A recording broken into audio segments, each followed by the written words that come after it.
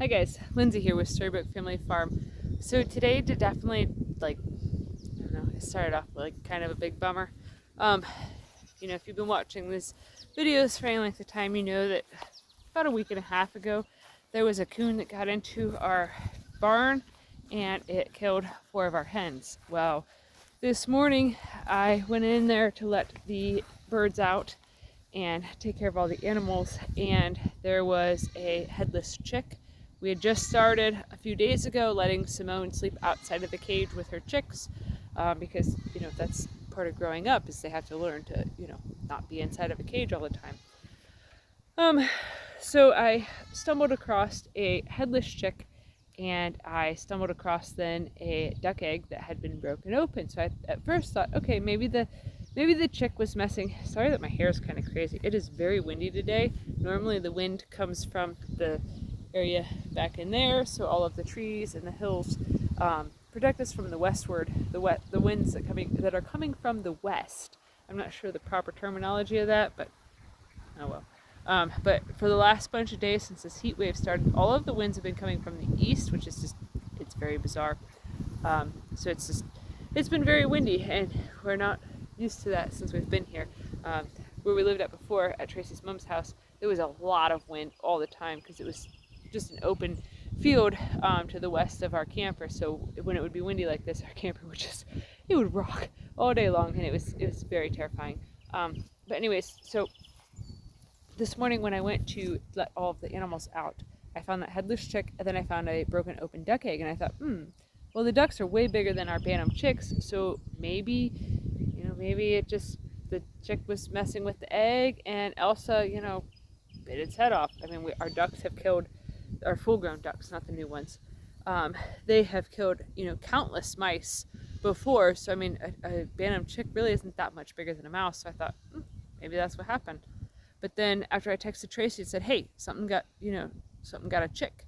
She's like, I'll be out in a second, because she was taking care of the dogs this morning. And when she came out, we were working on moving the new ducks, the blackish grayish colored ducks, out to the goat area. We discovered that one of them were missing. Then I was like, oh crap, something definitely got in here. Better do a chicken count. We also were missing another hen. So that led us to being pretty discouraged because, we thought we took care of the problem. And so we had to go to her mom's to get our big trap back because she ended up losing all of the ducks.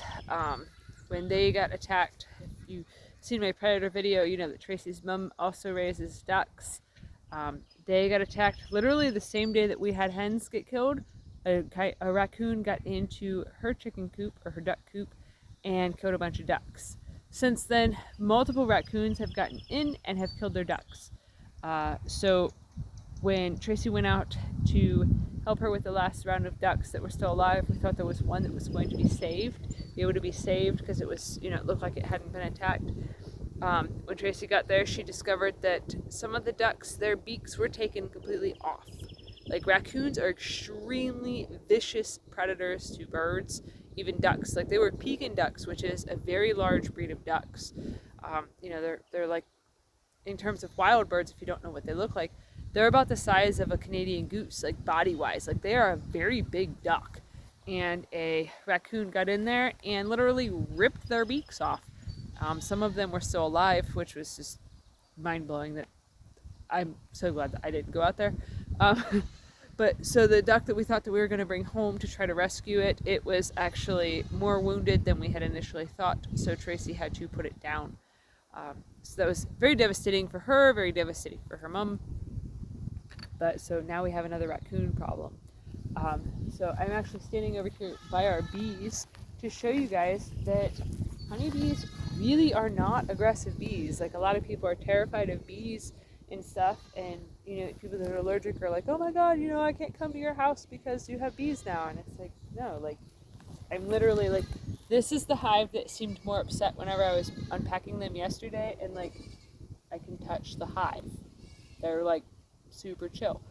So bees are definitely not something that you really have to be super scared about. They come in through that little opening right there, and they just do their thing. Go out, they pollinate, they come home, bring the pollen in, drop it off, and that's it. Like, it's super, super simple. So far we're enjoying having bees.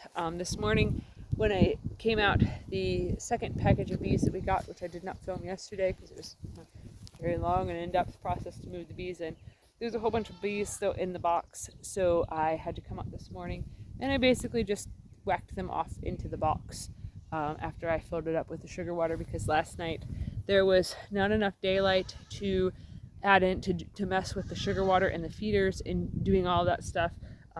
When we started filming last night, I know that on camera it looked as though it was like pretty much broad daylight, but in reality it was like almost 9 o'clock at night whenever we got the bees here, got it all set up and got started. And with those veils on, it really distorts your vision. It makes it very difficult to see. So yeah, so the camera quality wasn't that great because Tracy had a jacket on and, you know, the full veil, just like I had the, you know, full suit and the full veil. So there's only one bee that ended up attempting to sting me, and that was actually caught on camera. It had stung in the glove, the seam of the glove, so I didn't get hurt at all. When we took the beekeeping class, which, by the way, that was all through Mueller Honeybee. They are based out of like Akron area. Totally recommend them, like 100 gazillion%. Like, the wealth of knowledge that Emily has is just, it's absolutely phenomenal. But when we did the class, she had said that a bee sting kind of smells like bananas, and I was like, okay, that's ridiculous and stuff. But when I was messing with the beehives and stuff, I was like, when I first opened them up, I'm like, this kind of reminds me of like the Quaker instant oatmeal packets of the banana nut oatmeal, the smell of that. That's what it smelled like. And I was like, oh, that's what Emily was talking about, like the artificial banana flavor. Like, that's what it smelled like.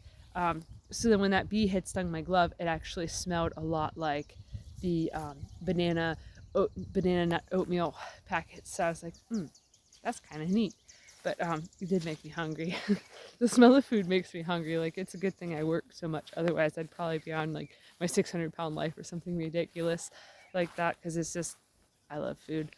But yeah, so today was spent with heavily modifying the barn, so that way we can better fortify the barn to make it so that way it's safer for the chickens and for the ducks, because we can't afford to really keep losing birds like this, especially when it's hens that are actively laying. And then like the ducks, like we spent $7 a piece on them, all for, you know, that duck to just be gone, and, you know, the feed that goes into it and everything. It's a pretty big deal to lose birds like that. If you don't know, it takes chickens close to like 5 to 6 months from the moment they are hatched to start laying eggs. Ducks, it's like 6 to 9 months depending upon the breed. So it's kind of a big deal to have to replace your hens and just start over again, because it basically is a lot of time where you're not getting any product. So one of the things that we had thought was that maybe the raccoon was getting in through that broken window right there. So I actually, on the inside of it, I put some hardware cloth that I had actually found buried here. I put some hardware cloth up to make it so that way it could not get in the window. The other thing that I did, I'll leave that door open so that some more light gets in here. I had a piece of metal, this piece of metal sheeting here. I had honestly just had it leaned up against this opening here, and I had it basically weighted up against there so that way the chickens couldn't get out as easily, and then the goats couldn't get in there. So we had gotten this door when about a month or so ago, we were driving by Tracy's mom's house, and we seen somebody that had a bunch of windows leaned up against a dumpster, and we stopped to see if we could have them, so that we could build a greenhouse in the future. And he also said he had this really old door. It's a huge, long, coincidental story about this door, which I'll probably film a video about that tomorrow, about how synchronistic and serendipitous that this particular door here is for us, especially with it being in the chicken coop. But it's way too long of a story to go in right now, so that's definitely a video for itself. So I hooked up this door. Oops, this piece of metal is in the way. So I set up this door to go here to secure and close off the chicken area, and then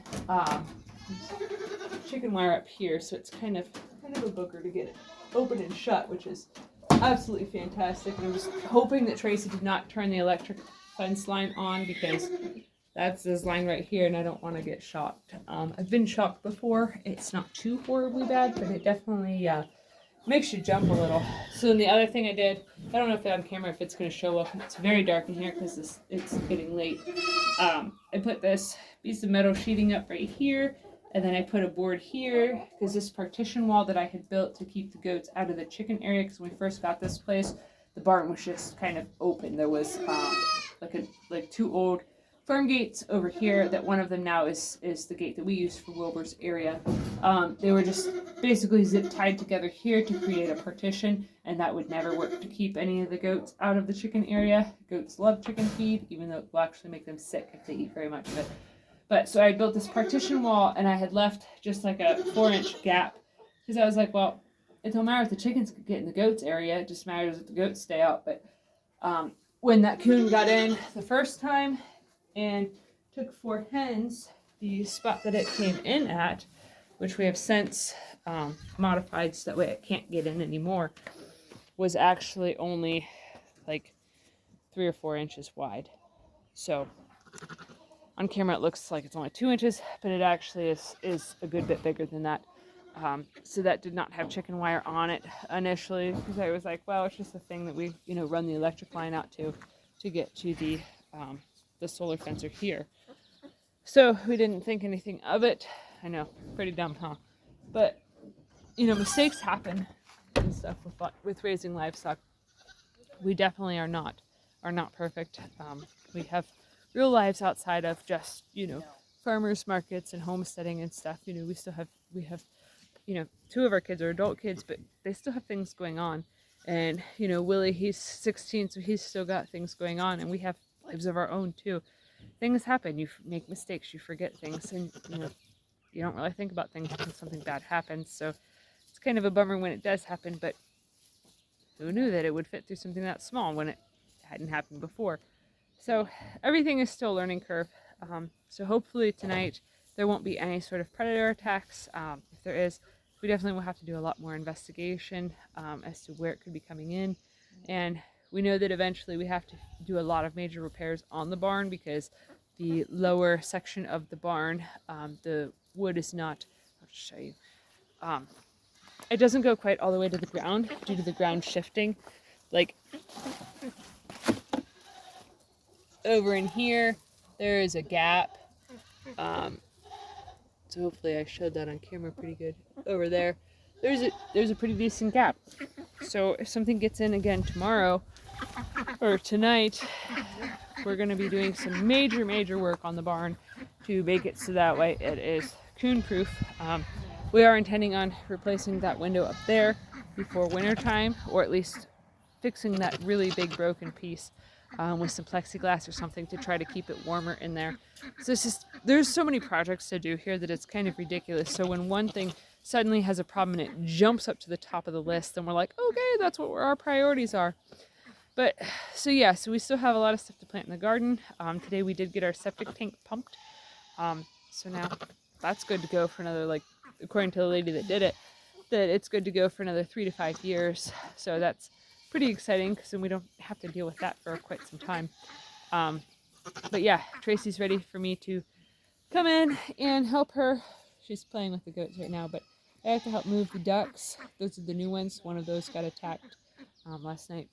So I have to help her get the ducks out of the goat pasture and put into the coop, so that way they are secured for the night, so nothing can get them. So if you're enjoying this content, please give our video a thumbs up. Share it on your social media, and if you haven't already, please subscribe to our channel to help us grow. It would mean an awful lot to us. All right, thanks for watching. Have a good one, guys.